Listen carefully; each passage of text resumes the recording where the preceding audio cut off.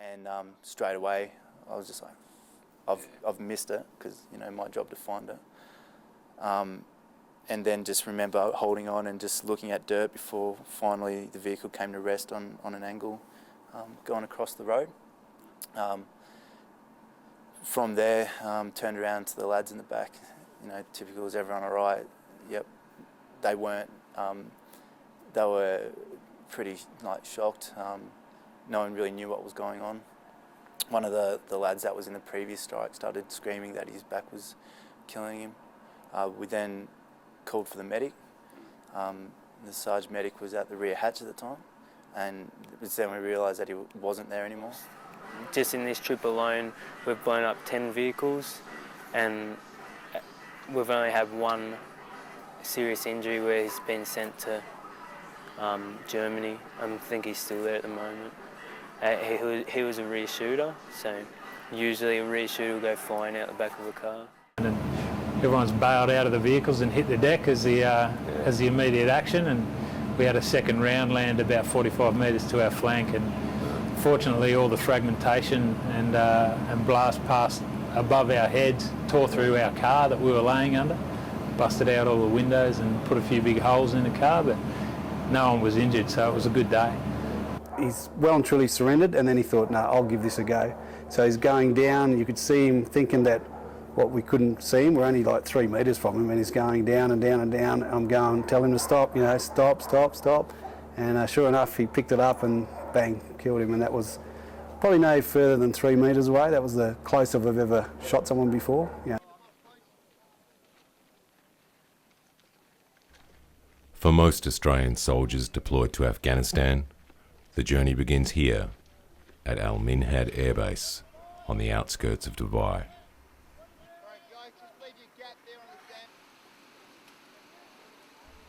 At dawn, to avoid the desert heat of the day, all personnel must pass a weapons test to be allowed to move forward into the area of operations.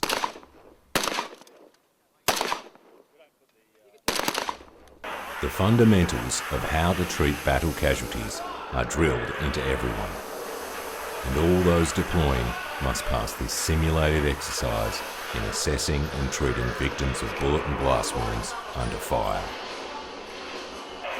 Tourniquets are applied to severed limbs to prevent mortal blood loss, and all wounds are categorised and dressed with simple battle dressings. The complex attack that I spoke about in TK. Improvised Explosive Devices, or IEDs, are the most common killer of coalition troops in Afghanistan. About 8 to 9 kilos of ANAL, and the only evidence that the bike had been tampered with was the... All personnel are given last-minute briefings on how to identify and locate IEDs. bearings to add frag to the actual fuel tank itself.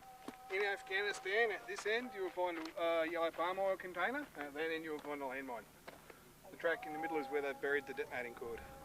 Soldiers are then made to search for signs of IEDs in a live range. And that is all you will see.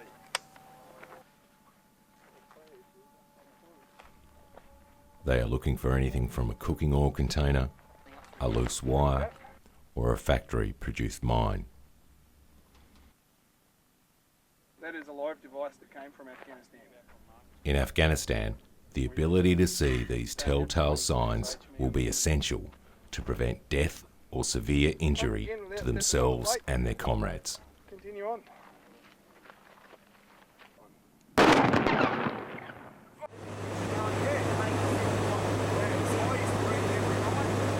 This is how Australian soldiers travel to Afghanistan, inside the cramped and noisy C-130 transport plane, along with supplies and equipment. Many of these soldiers are beginning their 6-month deployments. This regular transport flight is going directly to the Australian base in Tarin Kot, which is the hub of Australian operations in Afghanistan.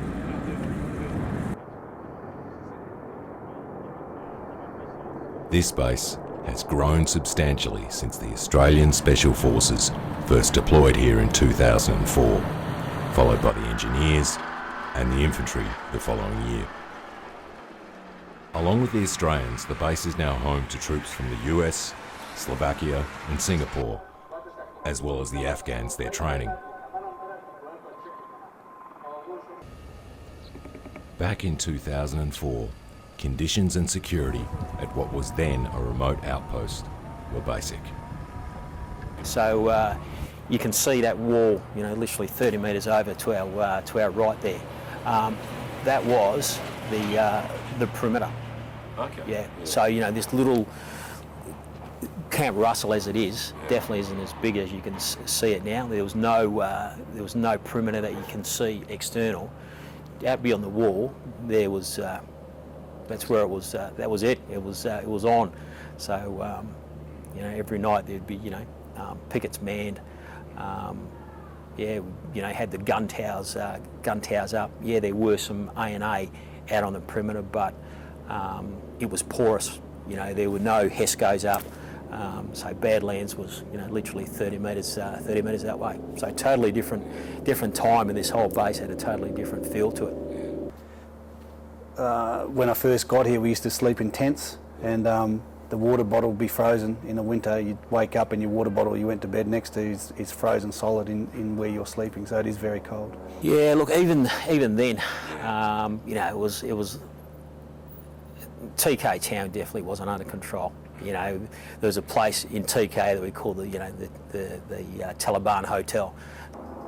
Well, one of my jobs was to drive around as a patrol commander with 2 vehicles, but like these days you couldn't do it. If you drove out the gate in 2 vehicles, no armour, no doors, no roof, no windscreen, you'd be hit. They'd probably take a couple of, maybe 8 hours to get ready, but they'd soon know where you're going and ambush you, and all of you'd be shot to pieces, like I said, nowadays it's up armoured or nothing. Yeah, look, there's no doubt about it. What we've done here has made a difference. There's no doubt about it.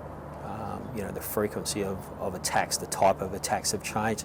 Yes, there is an increase in the employment of IEDs, from, for example, several years ago to now. But hey, Taliban have just transitioned from more conventional type fighting to, those sort of operations, employing IEDs, and that's a fact, and that's what they're doing. The IED is the enemy's preferred weapon of choice. It is an extremely effective weapon that targets us and our allies very, very well. It's very difficult to detect, very difficult to defeat, and it's going to continue to be their number one weapon of choice for a very long period of time. Essentially, as long as we're here, we'll be attacked with IEDs. Just take down a bit of equipment, be able to search, identify, mark, get down a prod and paintbrush to uncover it. Captain Andy Cullen is the commander of the Australian EOD teams that are called in to defuse IEDs and respond to IED attacks. So essentially what we're trying to identify with the robot is the components of the device, what's where, find the main charge, so the explosive that's actually going to bite you, and then we'll deal with that. Once we identify the charge, then we'll go through techniques to actually deal with the device, separate the components and recover. So the other robot that we've got here is the Dragon Runner. This has only just come into service a matter of weeks ago. Fantastic bit of kit. We've already used it on a couple of IEDs, and it's done quite a good job. Much smaller than the Talon, much less digging capability, lifting capability, everything else. However, provides you with a remote option when dismounted. So potentially we look at strapping this on the back of one of our soldiers in the teams, and they carry it, or they split it up between 2 people. One carries the base, one carries the top. Again, reducing the number of times that we have to have a soldier over the top of the device without understanding the device before we get there.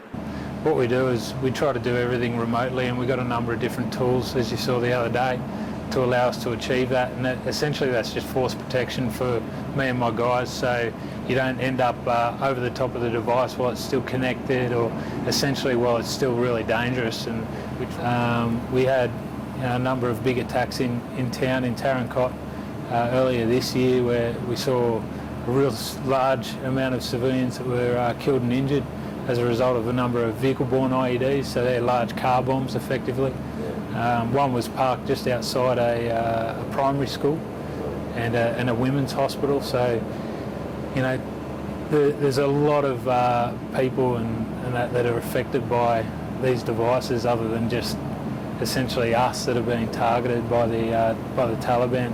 I don't think they pay particular care or are really too concerned about the civilian toll that it takes.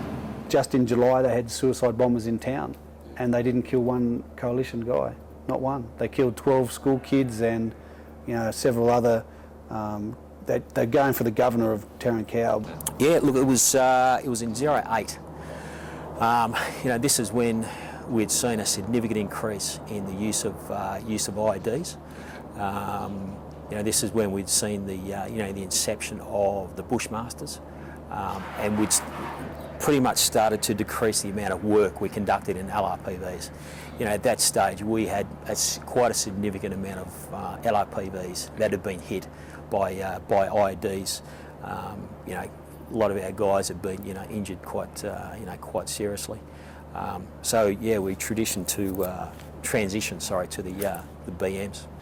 It was a short stretch of road, and there was a heavy Australian presence on the ground, and basically we just didn't think that the Taliban were capable of doing what they did, and they basically cheekily snuck up to us. Either the device was already there, ready to go, or they planted it very quietly. And on the way back, a command-initiated IED struck our vehicle.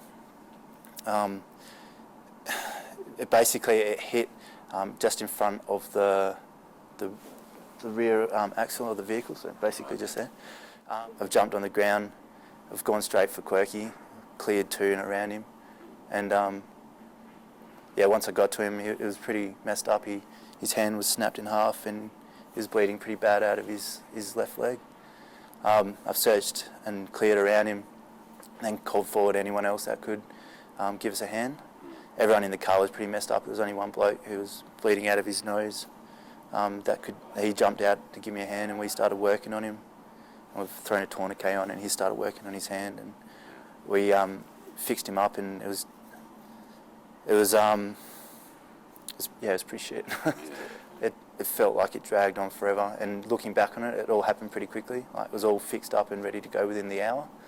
But it just, while I was there, it was like the whole time was kind of in slow motion, and I was doing everything that I needed to do, but the whole time I was just thinking, I just cannot see this ending. So Quirky actually flew out the rear hatch, went over the top, broke the butt off a Mag 58, it's a wooden butt, snapped that off. That's what we think snapped his femur.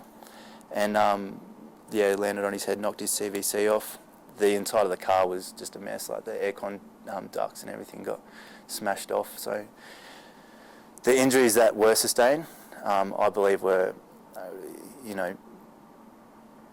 not as bad as they would have been if we were in any other type of vehicle. So the Bushmaster definitely saved our lives. Every day, convoys like this one of Australian Bushmasters and ASLAVs head out to supply patrol bases and secure roads throughout Uruzgan. We're still having IED strikes. Only a few days ago we had a couple more, but all it does is essentially just delay us for a little bit, and other than that, it doesn't affect our mission. We're still mentoring, we're still conducting resupply. I started off as an Army Reservist, as infantry. First time I saw a Bushmaster, I wanted to deploy to Afghanistan in the Bushmaster. I transferred and I've been given that opportunity. And so to start off with, it's what everyone wants, all the soldiers want, so it's like, wow, I'm finally here. First time out, sort of like outside the wire, sort of a bit edgy, like, because you don't really know what it's going to be like or anything. But we were actually sitting next to the car on the hill, just brewing up like a good cavalry soldier does, having a coffee, and that one of the boys from one of the ASLAF gun cars who was on picket just yelled out that we've had a vehicle strike. I think it's one of our vehicles. We all sort of jumped up, had a look down there, you could see the cloud of smoke, and yeah, it's not a good feeling thinking that, you know, one of your mates could be seriously injured, hurt, or not even that, it's what could come after it. Like, it affects people different ways, maybe mentally is a big thing that has been happening in Afghanistan as a whole. So the crew commander of that vehicle has actually been sent back to Australia already a couple of weeks ago because he'd been failing the psych screening. So he apparently got escorted back, so I've been told, but he should be all right, hopefully. So my job, in comparison of picking where to search and to get out on the ground, it's still nothing compared to what they do, getting out the ground and actually searching and finding these devices and clearing the route safe for everyone else to traverse down. So just let everyone know that the sappers over here are doing an excellent job. Specially trained dogs are another way IEDs are located in the field. What's your role? We tie in with the engineer search teams, and we basically provide just an extra layer to the search, just like an early warning on with finding IEDs and stuff. So instead of having, hopefully, if we have a dog out in front, the dog will find an IED before we have an actual body over it. Right. Some of our vehicles got struck. Yeah. And the brick commander at the time, Byron, decided we had to meet up with the main body of the guys we went out with. Yeah. And he decided to come back along this rather interesting looking aqueduct. And we were searching along there, and Floey started paying interest around the base of this tree and sort of sniffing in the ground, because, you know, that's where a lot of the things have been. And decided it wasn't there, and she jumped up on the side of the tree and sort of sniffed in an upwards direction, and she ended up indicating. And Clarkey, one of the engineers, got up there with his mine lab and got a bit of a metal hit and brushed away some like loose leaf litter sort of stuff. And there was a bag there with a bit of a metal hit, so they rigged up the pull line, pulled it out of the tree, and it turns out there was 5 PMN copies, they're anti-personnel mine, with some new or different type of explosive in it to what we've previously seen. Taliban night letters, bomb-making implements like line testing kits, there was a multimeter in there, and just other odds and ends, really. And and 15 fuses for PMNs, which is a bit worrying because we only found 5 of them, so presumably that means there's 10 more we don't know of, or I don't know, maybe you get extra fuses with them, but that's pretty much what happened that day. So the dog was a big success with the Brits? I was really happy with that, actually, because it was a suspicious looking tree, like quite large, probably about 1 metre across, and it opened up into a crown. But from the ground, because of the way the mine labs are, it's obviously like a long stick, you've really got to get up in the tree to be able to sort of check in there. So if you had to stuck the mine lab up there because of the angle, you may not have found it. I can't say for sure, obviously, because Floey was out the front of everyone. But it was a good find. I was really happy with it that day. Australia's Special Operations Task Group, shown here preparing for a night raid, also target the IED threat from a different angle.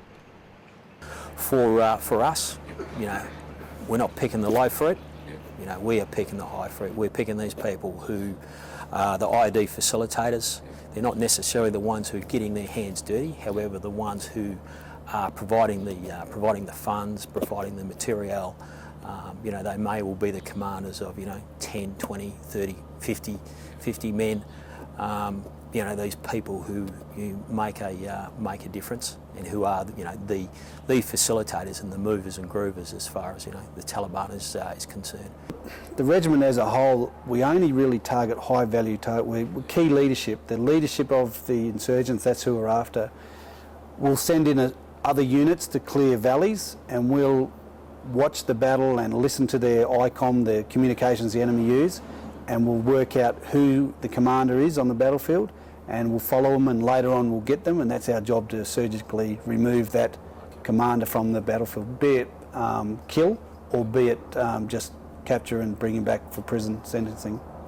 And that's mainly the job of the regiment at this point in time, is capture the commanders of the insurgents.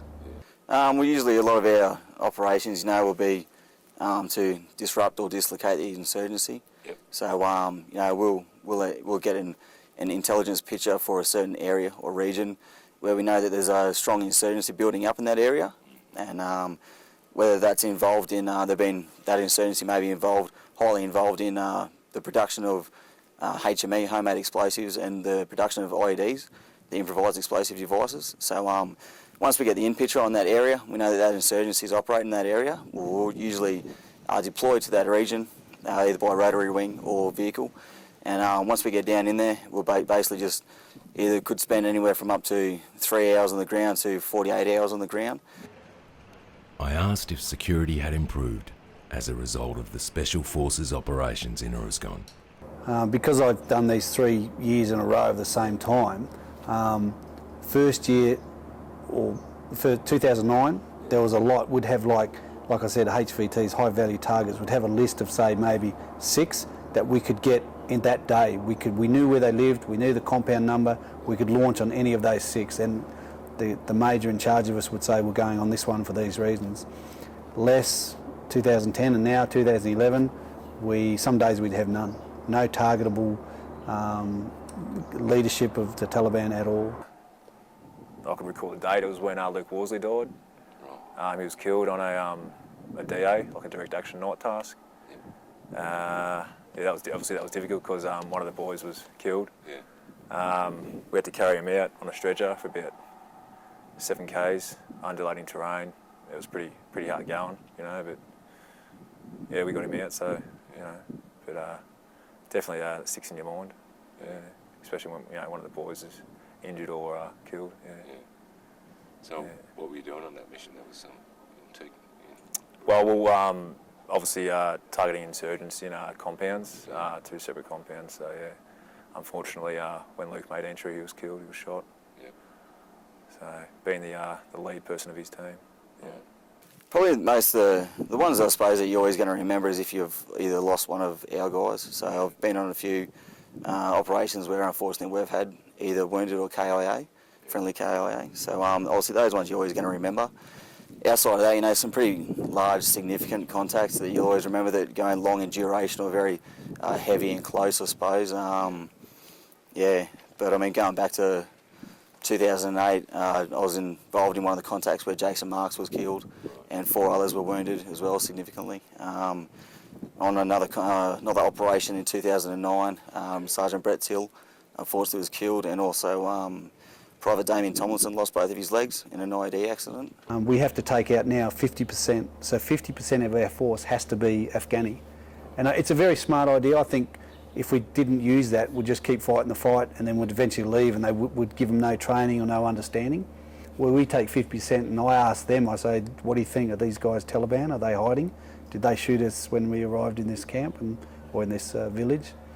Generally, I sort of take a bit of my experience and probably about 60-70% of what the locals say, the local police force, and then we decide who will bring him back and who not. These are the Afghans the Australians are training in Tarin Kot. There's a raft of different experiences among the officers. There are some ex-Soviet Army officers. There are some ex-Mujahideen fighters. The junior officers are now coming through their new military academy system, which is probably a much more Western model. So there is a wide array of experiences within the Afghan National Army.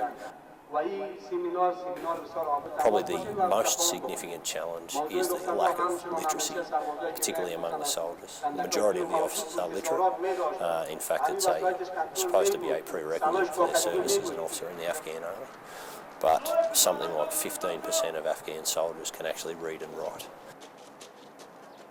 When they are around the Australian soldiers, they are professional. they are motivated, they are generally willing to put their life on the line to achieve success in those operations. The challenge we have is when we are not there, what is happening? Major Andrew Baker from the 2nd 14th Light Horse is in charge of training the staff for these troops. But they do come here very underskilled. The majority of them have difficulty operating their own personal weapons. So it's a significant challenge. It's a developing army, not a professional army, but it is aspiring to very great things.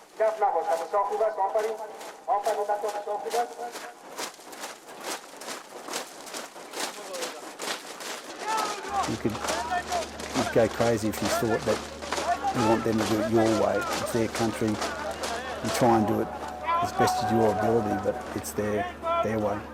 And it's been fairly successful. They're still alive. You know? They take a lot of pride in what they do. As you can see, the standard of drill varies across the ANA, but it is clear that over the last 5 months there has been a significant improvement in the standard of the ANA across the board. Drill obviously being a reflection of the professionalism of a modern army. Continue training with the local forces, whether it's army or police, whatever. You can't just handball it to them and leave. It just won't work. Do you think that by 2014, you'd be confident that the ANP here in Oregon will be able to stand up?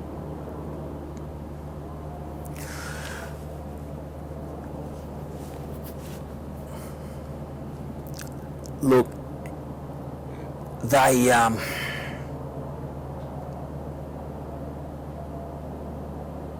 that's a really good question. The gains that the police force as such and the Afghan National Army, the gains they make are not the sort of gains that you and I would expect and which would think would be reasonable. Because it's a different culture and they're a different people. So monumental gains, no. Will they be able to stand up, come 2014? I reckon they will be, quite a healthy organisation. Will they be healthy enough? That's a good question. We're viewing it as towards eventually we need to get out of here and we need to set up the Afghan National Security Forces as best as we can to put our hands on our hearts and say, okay, we've done everything we can to enable these guys to continue on and do it by themselves.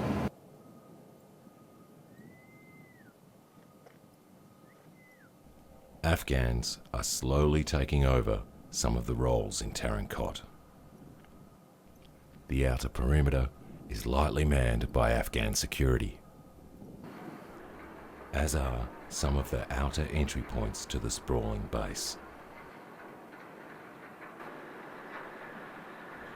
These thin-skinned Afghan National Army trucks indicate the level of resources the Afghans will have to utilise when foreign drawdown begins.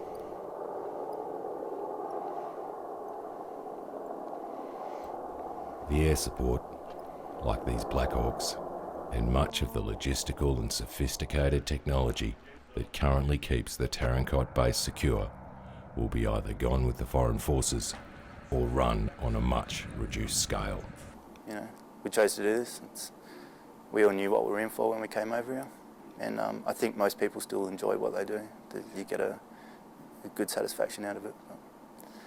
8 months is a long time to be doing it, and it does. I've noticed in the boys now that they're starting to get burnt out, and they just want to go home now. Okay, so we're looking as we search, and we can see that there's footprints all around the ground and all dug up ground. So that's a pretty good indicator of something's true.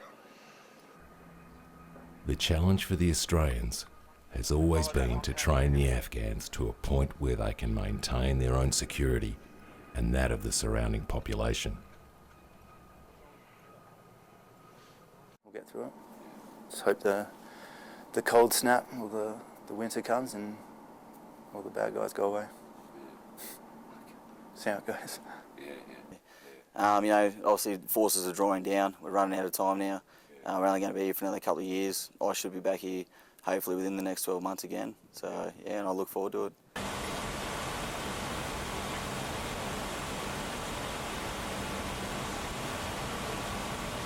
Security is maintained even as you wait on the tarmac to leave Tarin Kot.